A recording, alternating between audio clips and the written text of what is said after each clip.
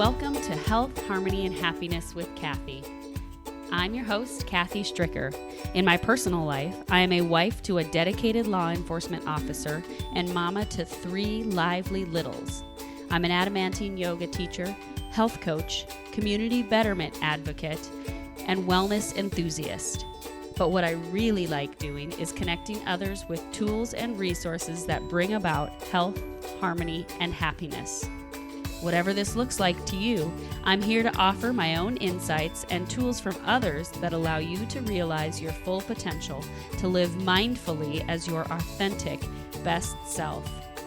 Allow me to be a guide in discovering what works for you.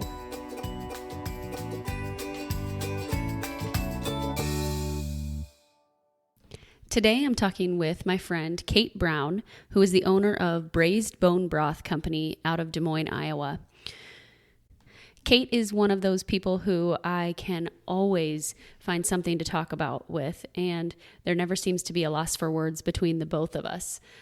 I had so much fun talking to Kate about how she got into the bone broth industry and why she started a bone broth company when she did. We talk about everything from motherhood to entrepreneurship to functional nutrition, and especially how balancing a business and being a mother to young babies or young children can really be challenging and oftentimes presents mom guilt. So Kate shares her strategies on what she has done to hopefully make life a little bit easier for her in that respect as well. Stay tuned to the end of the show for a special discount from BRAISED Bone Broth Company. Hope you enjoy today's show, and just a little nudge to remind you that if you haven't had a chance to leave a review or a rating on Apple Podcasts, would you be so kind as to go and take just a minute or so to do that? That's what helps us get this podcast out to other people, a lot of other people, and hopefully grow our following. Thanks so much. Hi, everybody. I'm talking to Kate Brown today, and she is a friend of mine from, I guess, ages ago. Mm-hmm. And as life has developed, we've not seen each other or talked to each other in quite some time, but she has an amazing business, and I want to share it all with you guys today. So, Kate, tell us a little bit about yourself. Oh boy. Well, I was born and raised in, not born technically, but I was raised my whole life in Iowa. Ended up going to college in Wyoming, and also I did a couple semesters in Hawaii, and came back to Iowa to get back to my family after I graduated with a degree in human food and nutrition and pre-medicine, and was trying to decide what I wanted to do with my life and if I wanted to go to medical school or if I wanted to do something different. I took a couple different career jaunts at that time, but decided at that juncture, I guess you could say, that I wanted to be in the health and wellness field, that I wanted to be in the educational space, working primarily in the more functional medicine, more holistic, more complementary practice space, I guess you could say. And so I started a consultancy early on in my 20s. And how that leads into my business was at the very same time, I was also struggling with some very personal health issues. I was coming off of about a 10-year stint of being a vegetarian. And I always kind of joke, it's not really like I did it well. I was more of a carbitarian or a sugaritarian. Was trying to do my best with conventional nutritional education and a conventional background in knowledge.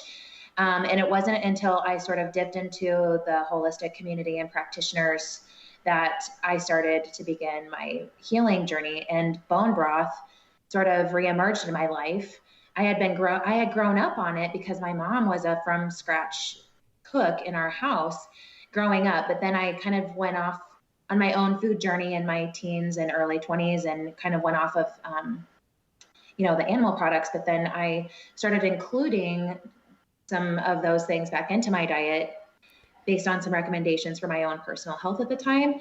And I started making these huge carafes of bone broth to take to work, and I would just sip on it all day long.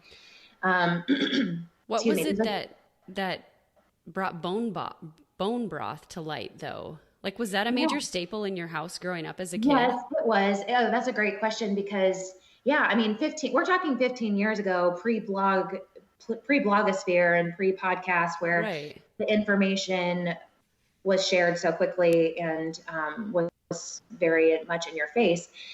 So great question. My mom became sort of world famous in her sphere by being a soup maker. I was sort of raised by a village, if you will, and every Sunday at least we would have these big family dinners with 3 or 4 families present. And if mom was cooking, she would almost always make a big batch of soup. And growing up then, I also ate soup for dinner very, very, very frequently. Mom was a teacher. We lived about 30 minutes from town and from where I went to school. So a crock pot meal or a soup was very, very common. And because she always made it from the rich bones, and it was always like such a dense, nutrient dense broth, whether it was veggie or bone, in source, it's so fulfilling and satisfying that soup for dinner just was how I grew up. And when I started dating Matt and I started making him dinner and I put a bowl of soup in front of him for dinner, and he's like, well, where's the main course? And I was like, no, this is not like what this is not Campbell's soup that we're taking out of a can. And he's been a believer ever since. And so we have a strong soup culture always in my house. It's always been that way. So then when I was, really struggling with some of my own health issues, I think I read a book at the time. I think it was Dr. Mark Hyman, actually, who's a very well-known practitioner of functional medicine, and he has a large online audience now. But at the time, he just had written a couple books, and he had recommended this ultra broth. And so I was like, oh, that's something I know, and I'm going to just try it. And so I made these huge batches of it, like I said, and I took it to work, and I just sipped on it all day, kind of as a cleanse, if you will. And not that that was the only thing that I did. There were several other protocols that I did at the time. I do believe health is holistic in nature and has many different, you sort of treat issues holistically and from a 360-degree purview, if you will. But it was probably the main food that I point to at my time of healing, along with grass-fed beef and mineralized sea salt. Those 3 foods, I think, kind of saved my life in a way. And not to be over dramatic, but I was taking naps in my car if I had a 5-minute break. I was so fatigued. My adrenals were so burned out, amongst other pre-diabetic symptoms and things like that. So I really attribute those 3 foods for helping me to gain back my life force. And so then over the course of the 15 years, I just encouraged my clients to kind of do the same thing, to travel that road that I had already sort of forged. But many of them were not willing to create the craft in their own house. And it is a craft. It's like something that you have to, I think of it as akin to a family marinara sauce. Like you tweak it over time to get to that like perfect, nuance and flavor and consistency. And so it's not a recipe that you follow. It's like a lifestyle habit. And many of my clients just weren't willing to go the extra mile to do that, to create broth as like the heart and soul of their kitchen, of their diet. So I just started making it out of my home, and I became a broth factory. I mean, I had, for whatever reason, lots of clients that had family members who were going through cancer treatments. And of course, appetite is really affected during chemo. And so that's when I really got busy, because they wanted my broth to feed their family members, to get them through these health crises. And then it kind of coincided with famous athletes like Kobe Bryant and, well, that's the one that I can think of off the top of my head, that we're working on 4 hours of sleep at this point. I know. He was Well, the one that he was the one that came out and said, bone broth is my key to longevity. And I was like, bone broth? You got to be kidding me. I've been doing this forever. So that's when I launched my business, because I thought if anyone should try this out, it should be me. That is awesome. So yeah. How often should you drink bone broth? Yeah. So, I mean, I like to say that bone broth should be at the heart and soul of any nourishing kitchen, any mother or father or man or woman that is trying to harness food as medicine, bone broth, or just nutrient dense, even vegetable stock. Some sort of nutrient dense broth should be sort of the center staple. And I like drinking it as, in a mug. I like making soups with it. I like making sauces with it. I like making, if I'm doing grains at the time, I'll do, our rice. I'll cook our rice in it. There's all these different ways to incorporate it. And so there's really no magic formula, but I always say, aim for like an 8-ounce serving. There might be days where you double that up because you're doing a large bowl of soup or something, and a day that you miss. But on average, say, try to get an 8-ounce serving, which is just a very small cup. It is. And I think the reason that it goes a long way is because we don't really see those nutrients in any way, shape, or form in our standard American diet, the collagen and the gelatin in particular. Those are the things that are pulled from the marrow of the bones. And so, I mean, we as Americans, modern Americans, you don't see us, sucking on the marrow from the bones. That's not a common practice for us. So we're not really getting those nutrients in any other way. I mean, bone marrow is becoming more of a popular, culinary staple on, more of the gourmet restaurants. But other than that, I mean, the average person isn't getting those. So a very small serving goes a long way in serving your body's needs. Sure. That makes sense. My husband and I greatly enjoy drinking bone broth. And he asked me last night when I was telling him that I was going to be interviewing you, I said, do you have anything you want to ask her or do you want to know? And he was like, well, how often should we actually be drinking it? Because I've listened to people talk about how you should only drink it every other day. And other people say every day is fine. And I'm like, okay, done. Question is asked. As you know, being in the health field, it's hard to answer those questions specifically. You have to answer them generally because, as we know, every person is so different. Well, and it sounds like what you're saying is it sounds like it depends on where you are in your life. And if you're healing something in particular, you're probably going to need to be drinking it more. But if you're like maintaining health or if you're feeling pretty good and you have a good balance of other nutrients that you're getting, then maybe you could go with every other day. Yeah. And this kind of, I'm sure, is somewhat of a segue into the larger topic, which is balance. It is all about balance. And unfortunately, I don't think that the modern American lifestyle encourages a sense of balance. The pop culture we don't know what that looks like. And there's so many food fundamentalists out there. There's so many legalists in approaching diet or any other healthy lifestyle approach. Like, I don't know, I over especially now having kids, I realize that the game of balance changes throughout the seasons of your life. And truly, this is just an inherent food in my life. And it's, like I said, it's just a staple food that I cook with. But I cook every meal at my home for the most part. Not a lot of Americans do that. So that's why I kind of generally say, 8 ounces is a good sort of way to start. But you're absolutely right. If there's like especially a digestive issue or something that you're wanting to work on, doing a nice cleanse of some sort, like I mentioned, how I incorporated it in my life, would be probably the best way to go about it.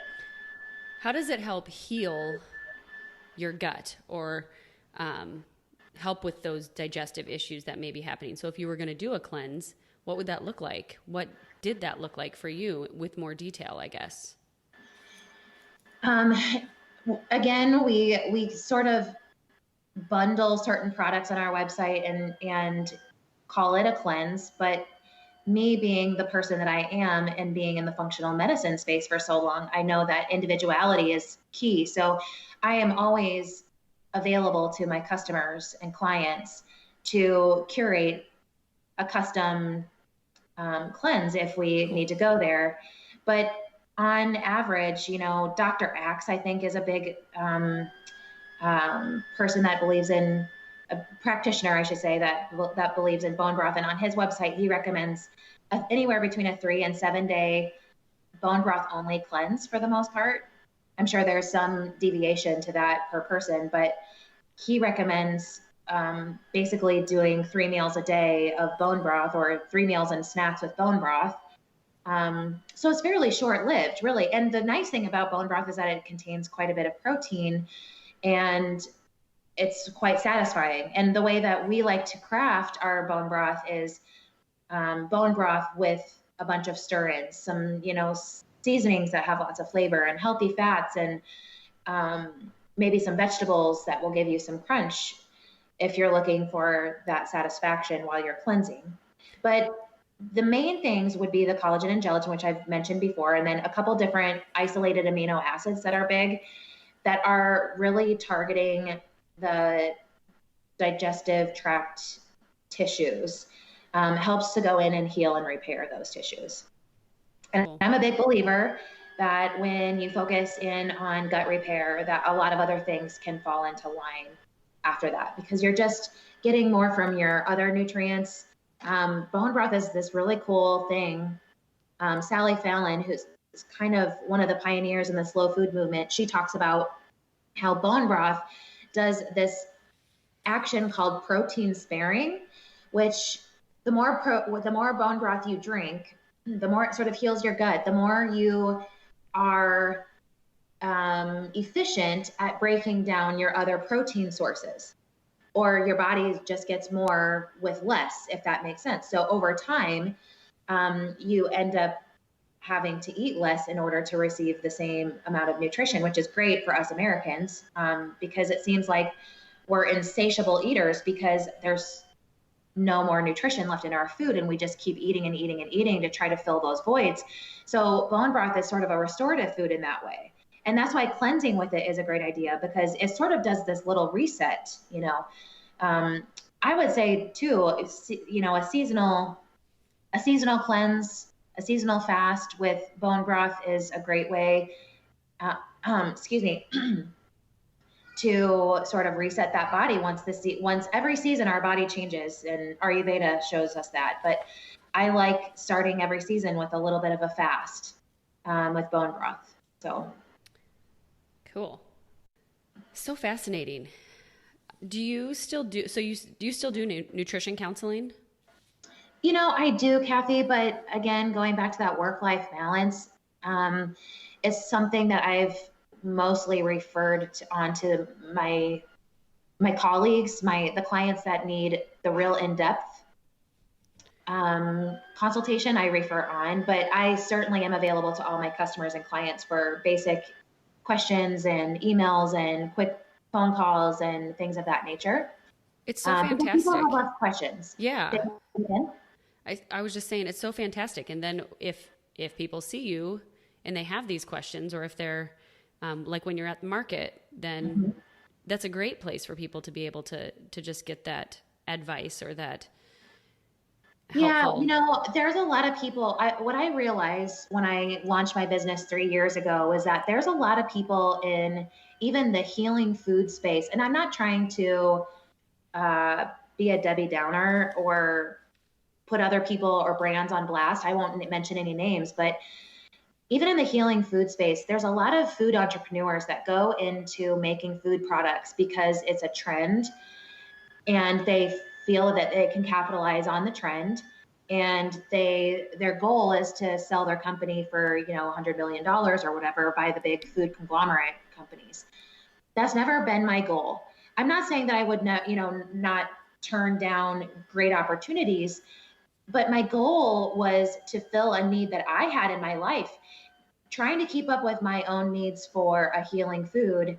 And while also preparing it for other people, it just got to be too much. And I thought, okay, if I have this problem, then hopefully other families would find the need for a consciously convenient way to get in their bone broth, next best to homemade.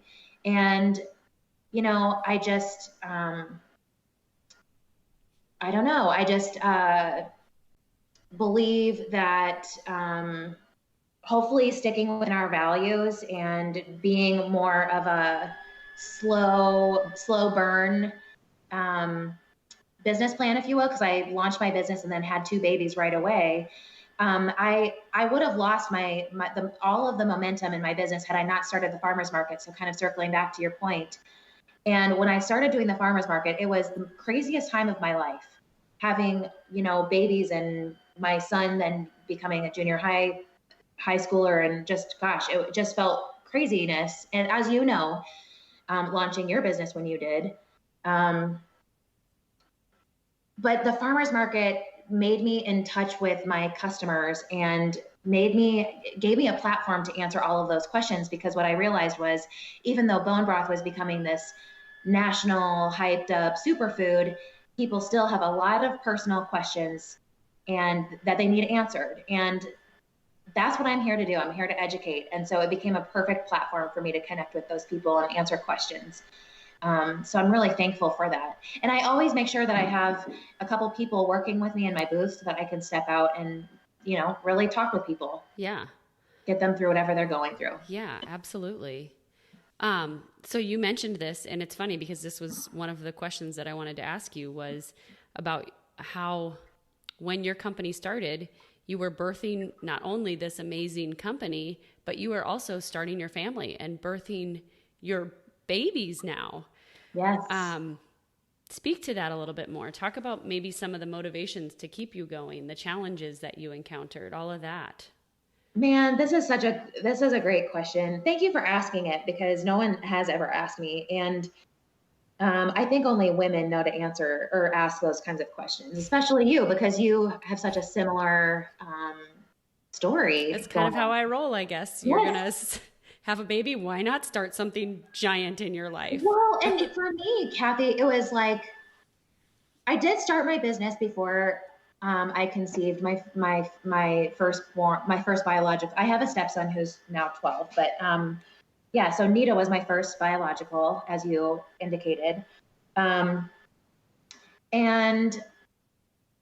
the amount of fear that I had in launching my business, the amount of anxiety of just creating something that was soulful to me, that was important to me, and launching it out into the world and wondering if it was going to be well received, was a scary, scary process for me, being more of a perfectionist, coming from that perfectionist mindset.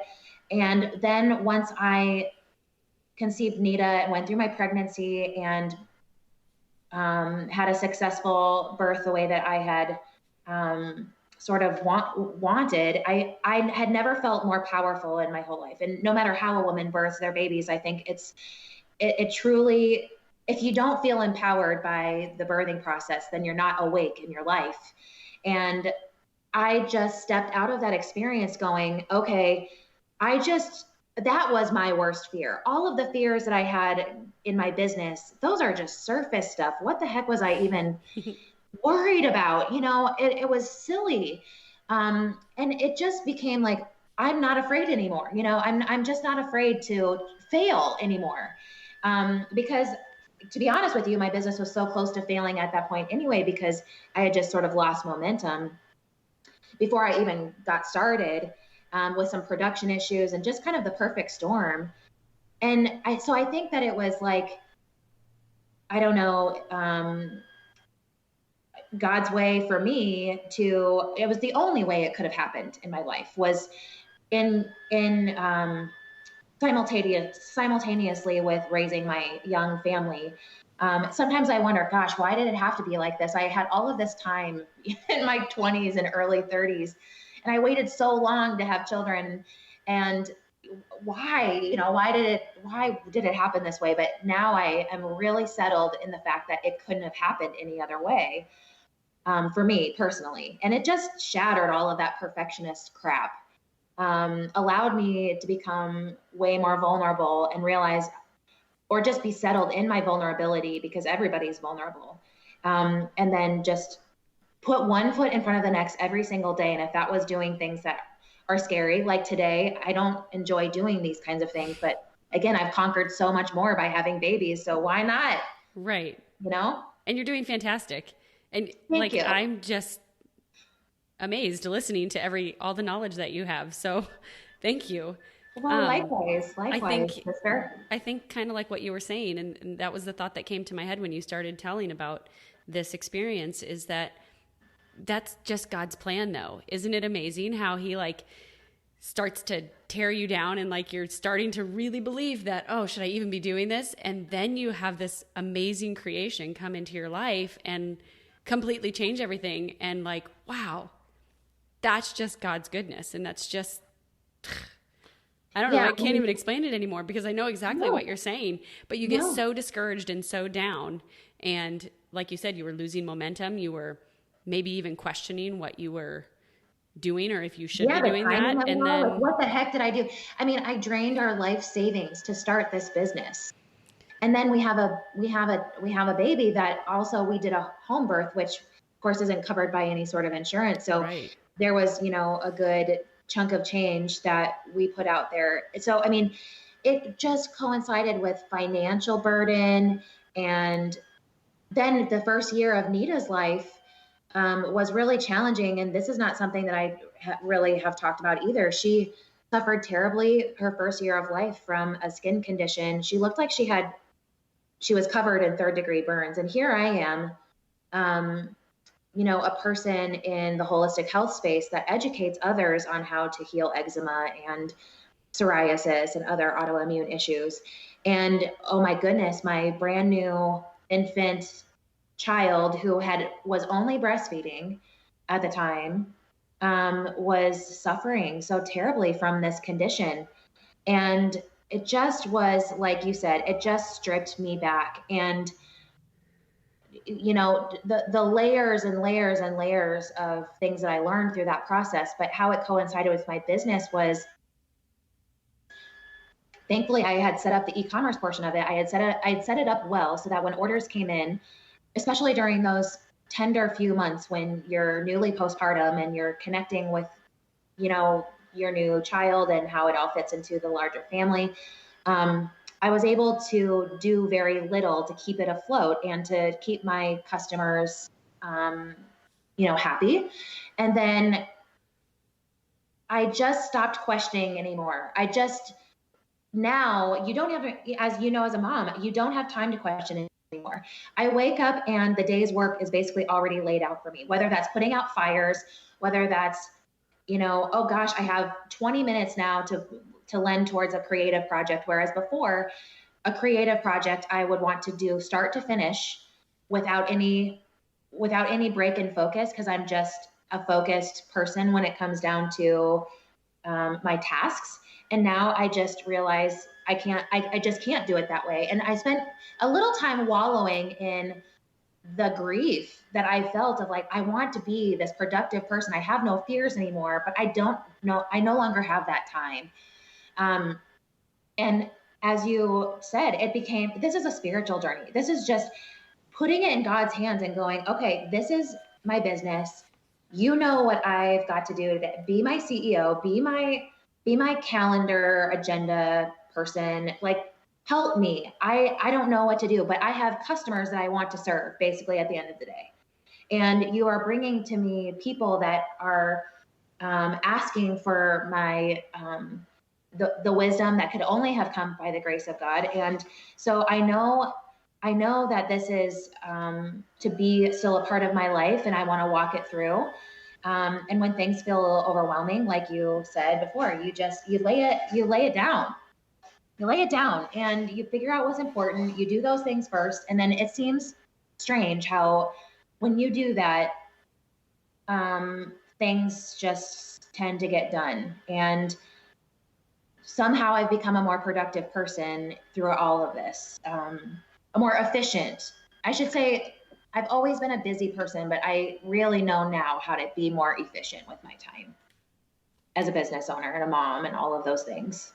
That's amazing. Amen. I mean, Yeah. you just really spoke to me because, again, I'm going through this cycle of like when I had Scout. So I started my business after I had Huck, right? So he was like 8 months old, but Okay. then got pregnant with Scout a couple years later and went through this whole ebb and flow of what happens when the teacher is not in the classroom and when kind of the building is there and the class is there and people are just basically, in my book, I kind of think of it as like, it's just survival mode right then, at least with the business. Right. And I can't be there to do anything about it. And that I'm kind of coming off the tail end of that now too. I came back to work this week and I feel really good and it's good to see my students. But man, there's a lot of times when you're in that phase where you're not directly hands-on and where you're still trying to nourish your family and balance that family part of it, and be more present for them than your business, that it's easy to get in your own head and easy to start questioning a lot of things. So I think you said it so beautifully when you said you really do just have to give it to God. And if you're supposed to be doing this work, then help me make it happen. And the work shows up naturally every day. So I've just stopped worrying about it. Thankfully, I'm in a position where my husband, has been able to support me throughout this entrepreneurial journey. And he is too an entrepreneur. So he gets it. So he gets that there are ebbs and flows, especially, watching me become a mother and being a stay-at-home mother at that. Thankfully I've had his support and patience along the way. But I just feel like, okay, I can either be anxious about this, and I think you and I being achievers, it's hard to, like you say, to let survival mode just be okay. Mm-hmm. Because we have all of these creative ideas and we have all of these initiatives and we have all of these goals that we want to reach. But along the way, we will miss our children growing up if we don't prioritize being in the moment with our children every single day and nourishing them with good meals. And that all takes time, keeping ourselves healthy and balanced, with self-care. There just isn't a lot of time to put your business in the top priority spot anymore. And so I'm okay with my business growing at the rate that it grows at. And thankfully, like I said, I'm supported in that. I don't necessarily have to draw a certain income from it right away. I can let it breathe. So like I said, I'm lucky and I'm blessed in that regard as well. But I also know that if this is no longer my plan, I'm not attached to it succeeding or failing anymore. If this is not the will that I am to walk forward, it will be very clear when that journey is up. And I won't have to worry about it. I won't have to do the mental ping pong, like, should I or shouldn't I? Should I or shouldn't I? It will just be very clear. There will be no one there to serve anymore. And right now there's people to serve and you have students to serve. So as long as there's people there to serve, we just keep showing up the best that we can. And God does the rest. You are making my heart so happy right now. And I wish my listeners could see, because I am just nodding my head and I'm just inside saying, yes, yes. This is a message that not only I need to hear, but I think people out there listening who are, no matter what season of life that they're in, if they're going through something like this, you need to be reminded of what you're saying exactly right now. So thank you so much for saying that and sharing, because you're right. If there are people to serve, that's God's plan for you, and that's what you're doing, and that's wonderful. Thank you. Well, isn't it? I mean, I think it's so easy when we're the achiever and educator type to inflate our own sense of self-worth to the point where you prioritize the business over being a servant leader. Does that make sense? Like, so I've gotten to the point where I realize, yes, I have all these creative ideas, but honestly, it's like I have this idea and then I go to Instagram, for example, and realize that all of these other companies have already executed this wonderful idea that I thought I downloaded from the cosmos that was completely unique to me. It's not. It's really not. And so there's really nothing proprietary about some of these creative things that I feel in my heart that I want to get out into the universe. So sometimes it really like makes me relax a little bit and go, yeah, I'm not that special. And yet I am special. I'm the reason I am special and that I'm in this position and I have a business to steward is because I'm willing to serve people.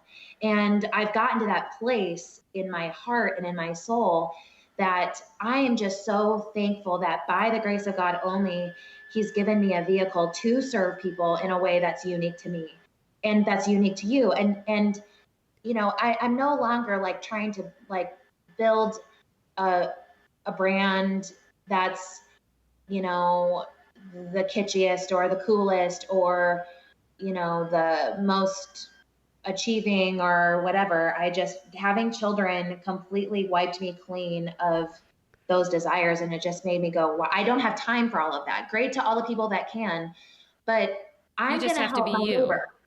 And, yeah, I'm gonna help my neighbor. My neighbor came over the other day and was like, "Hey, I'm not feeling so good. Do you have some bone broth?"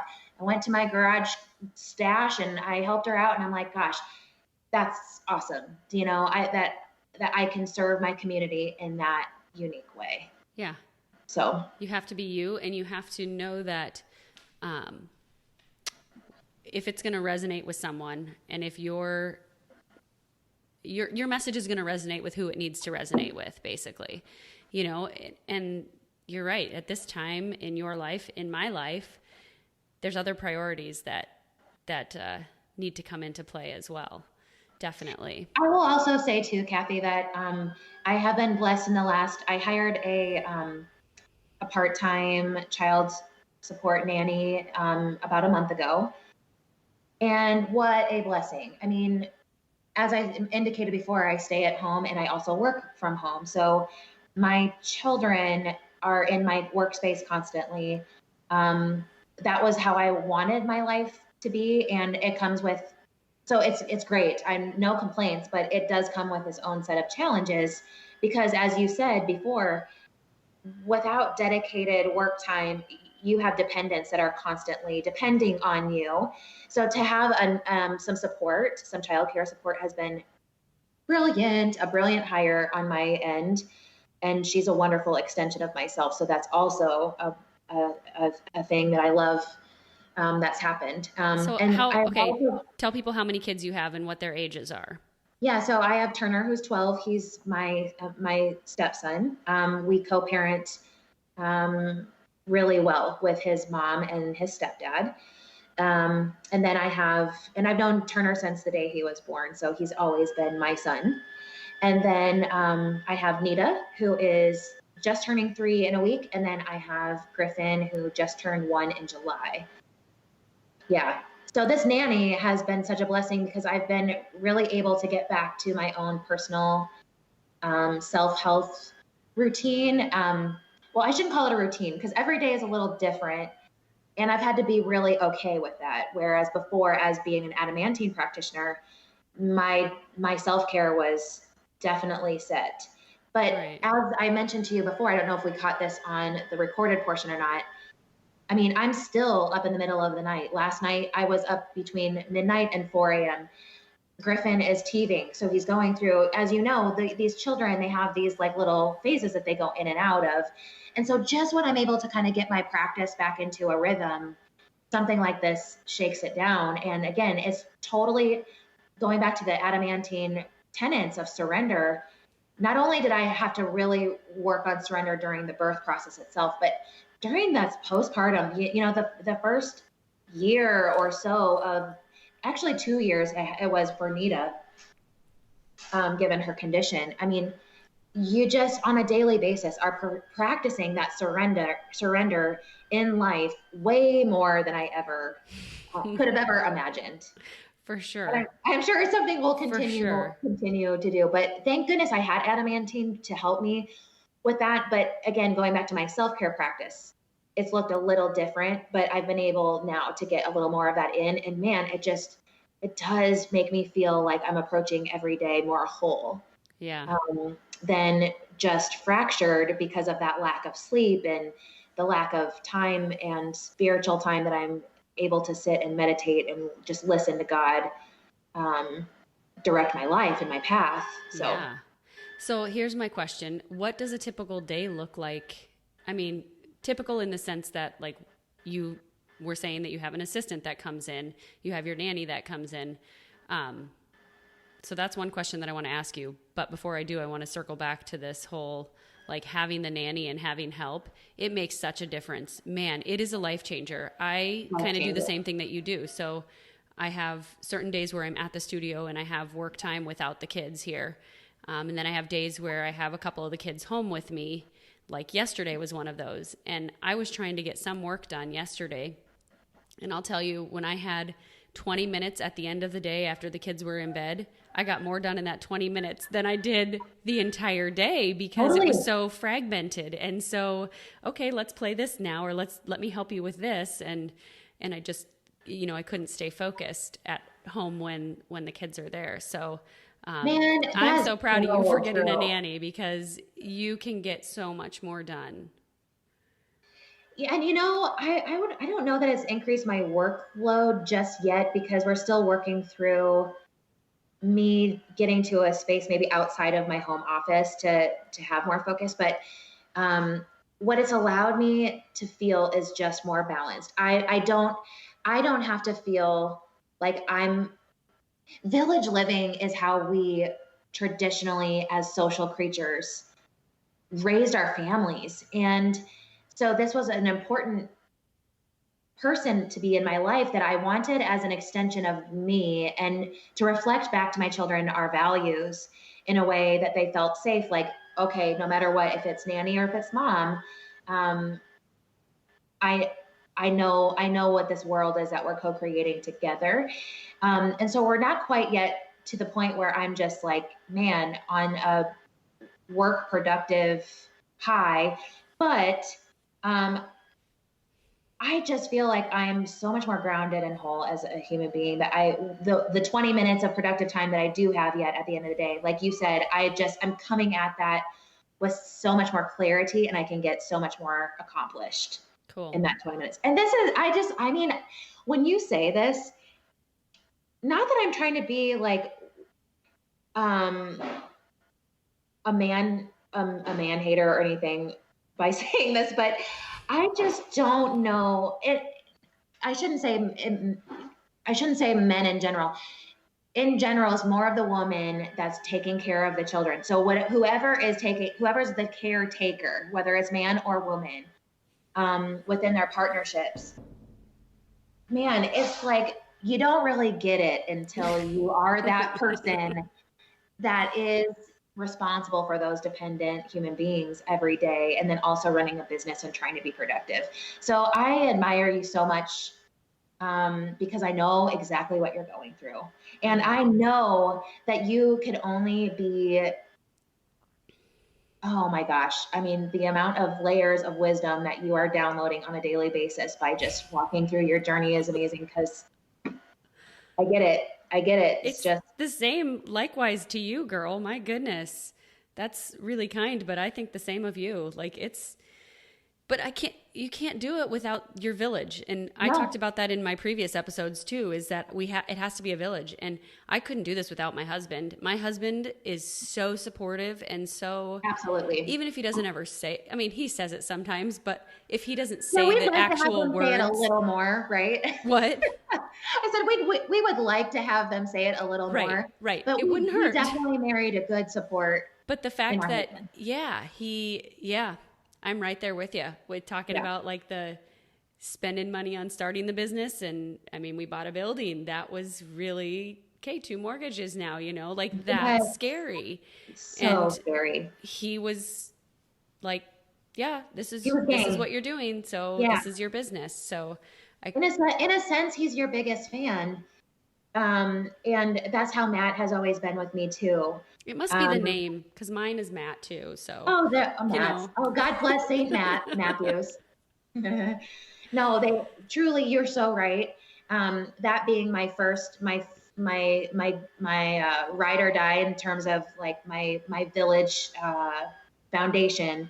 But on top of that, the Village of Women that um, starting with Turner's mom, Turner's mom, Leah, you get creative, Thursdays, you were asking about kind of what my days look like. Well, I could never tell you a typical day because every day is very different, but my weeks are starting to become a little more structured. So like Thursdays, for example, Leah, Turner's mom, and then Turner's sister, who's 4, Elizabeth, they both come to my house and we do a childcare exchange. So she comes to provide childcare and we live village style basically on Thursday. And then on Friday, she just drops Elizabeth off and she does her entrepreneurial endeavors on Fridays. So we've gotten into this little like co-op share, if you will. That is so fantastic. Oh yeah, and then in my business, I have my right hand lady. Excuse me, her name is Kate as well. So lots of Kates and lots of Mads. Right. Yes. She started with me almost a year ago, and that has also been the biggest shift in my life. She's also a fellow mom, so she always talks about tapping into her mom powers, which cracks me up because it is this like hidden gem of energy and whatever wisdom. But she she's in for the village style living. So not only is she my executive on lots of business affairs, she'll change diapers if she needs to. She's upstairs watching my kids right now so that I have some quiet time to do the podcast. I just think like going back to that village style living is so key. And when I in a place where I'm a little more free with my time, I'll be able to give this time back to women who are bringing children into this world and offer them the kind of support and assistance that these people are bringing me. It's amazing. Absolutely. Well, I think that's a wonderful way to wrap up this podcast. You're exactly right. And, finding that balance between whether it's people helping with your kids, helping with your business. I recently started outsourcing some of my business to a virtual assistant, and like it has been a godsend. It's so nice. It's I don't know. It's just nice because then I feel like I don't have to be, or I don't feel that guilt of not posting stuff on social media or not, I don't know, getting out emails when I wanted to get them out because I have someone who's there helping me with that. And it's fantastic. So that all plays into that balance. And let's talk about social media just one quick second. I know you're trying to wrap this up. No, you're fine. I could talk to you for hours. I don't know. What'd you say? I really want to pick your brain on this because you hit a hot button for me when you said the guilt of not posting on social media. Mm-hmm. Okay. I have gotten to this place in my life and in my spiritual walk where personally, I would not own any social media accounts if I did not have a business. Same here. Okay, really? Okay, good. So you're on the same page. Yeah. Well, I really wrestle with this because on one hand, I sort of hate it. On one hand, I sort of love it because lots of my customers get information via its platforms. But I constantly feel like if I don't want to be caught in the rat race of like, am I doing the coolest stuff or am I posting as often as I should, as what the experts say I should in order to get this particular return or whatever. I've just sort of shelved it, to be honest. It's kind of one of those things that has not been at the top of my priority list. I might do a tidbit here or there when we're at the farmer's market and I have some time on my hands. It's just become so backseat. And I guess I'm a little worried in the sense of, gosh, am I going to lose touch completely? Because this is how people get in their information now. I just don't, this is the area of my life where balance is really hard to find. Even with my son, who is now going to be getting a smartphone and going into the parental aspects of a son or a daughter having a smartphone, and how much do you monitor and how much do you let them participate? All of that. It's just, oh, I just am so overwhelmed by it all, especially as a business owner. So talk to me a little bit about your theory on this. Yeah. I feel like, I don't know. I don't have a theory. I just know that it has to be there, and it has to be out there and present, because that's what people spend their time doing, is scrolling. And I don't like that. And in my personal life, I try to avoid that at all costs. I post stuff on social media that I know, personally, I guess, that I know is going to benefit my family, or that my family members who don't live around here are going to see pictures of my kids or my family. But, and then I also try to post because of the message that I put out there with my business of this creating health, harmony, and happiness. I need to put that out there to show them that I'm a real person too. And okay, I like that perspective. Like it's a way of communicating even ideas to your clients of how health, yes. happiness, and health, harmony, and happiness. Yeah. Health, harmony, and happiness looks like in your life, or yes. doesn't look on a certain occasion. Exactly. But you're trying to cultivate it from the chaos, if you will. Exactly. Okay. So this could be chaos, but you know what? I'm living in it, and this is real. This is what life happens. What happens in life to everybody. How do you get through it? Or this is us getting through it. So it kind of goes back to kind of what we were talking about before. Using it as a platform to serve makes it so much more, makes the priority of it a little more, I guess, higher on my list, versus it being just something I have to do to make my business succeed. Right. Do you know what I mean? Right. Exactly. Okay. Exactly. I like that a lot. My administrative assistant also, she is big into that too, and just supporting me in that mindset that I don't want it. We don't want it all to be just pushing stuff and about the business and about, if I have something coming up or whatever it may be, it needs to be real life and look feasible, or look like, doable. I don't want to say, look doable. Yeah.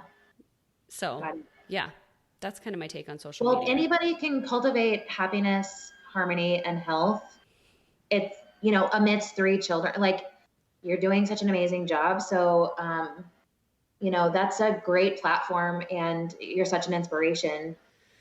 Well, thanks. Yeah. So, okay. Well, thank you for answering that and kind of taking a little jaunt with me, because I do struggle with the social media aspect of business, for sure. It's hard. And, some things, like, you don't want to have all your business out there. You don't want to have all of your personal and private life out there. Exactly. At least I don't. Some people do. Some people put that out there, but I don't want to have that. But I do want people to see that I have struggles, and that life is hard sometimes, and that life is the same for me. I think sometimes, and I think I kind of get this way with James sometimes, is that, and at least I did in the beginning, his life looks wonderful and put together, and like he doesn't have any, like, in my mind I start to think, oh, well, maybe he doesn't worry about this, or he doesn't have any of these fears or anxieties, but he does. He's real, and so I think if we don't put that message out there for people who we are serving, sometimes they can get that false sense of I don't know what's the word I'm looking for. Trying to reach a place that they could never reach. And yet we so true. So true. So social media is a way in an effort to communicate, or almost to sort of take off the layers of the masks, if you will, of our professional,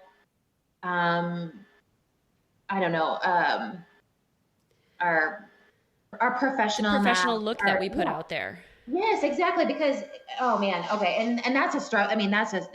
Again, as a recovering perfectionist, trying to get stuff out there that's not, and it's not that I don't want people to know that my life isn't real. It's about, I don't like being in front of the camera, or I don't like being recorded, or, I could sit after this podcast and think, oh my gosh, what did I roll over all of the things that I said? And what did I say there? Did I say it right? And that's just exhausting to me. So I just don't do it. And really, I think, I heard Brene Brown talk on a podcast recently, and she said that perfectionism is always related. There's always a root of shame there. And I've been exploring that a little bit more and how it then applies to my social media efforts, I guess. Interesting. Yeah, just trying, like you say, and I love how you're sort of tying it all together of it's a way for me to unmask and just show people that I'm a real person. And as we both know, teaching and guiding people, you get a lot further when you're just real and vulnerable with people. Yep. I agree. So yeah, like doing that in real life is not a problem for me, but doing it online is definitely something that I haven't mastered. So, well, that's okay. It's a journey. Definitely. Yeah, it is. It's a journey for everybody to see and watch. Right. Exactly. Oh gosh, so I got to embrace that, I guess. Yes. Okay. So tell my listeners where they can find you and how they can get some of your products. Yeah, so you can go to our website, of course, which is BRAISEDBoneBroth.com.